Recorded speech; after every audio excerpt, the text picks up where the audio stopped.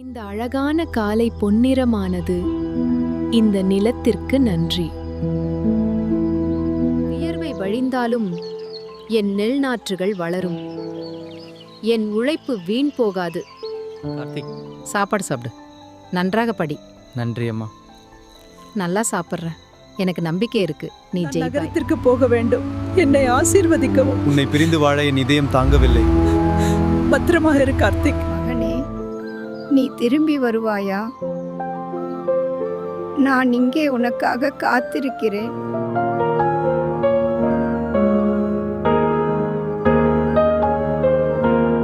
கார்த்திக் ஏன் இவ்வளவு அவசரமா திரும்பி வருகிறார்? என்ன பிரச்சனை? ஏதோ சரியா நடக்கவில்லை. மீனாட்சி,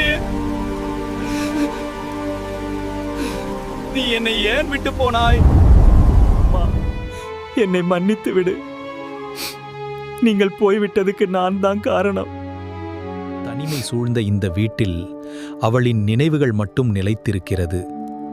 இருண்ட காலத்தின் எச்சம்.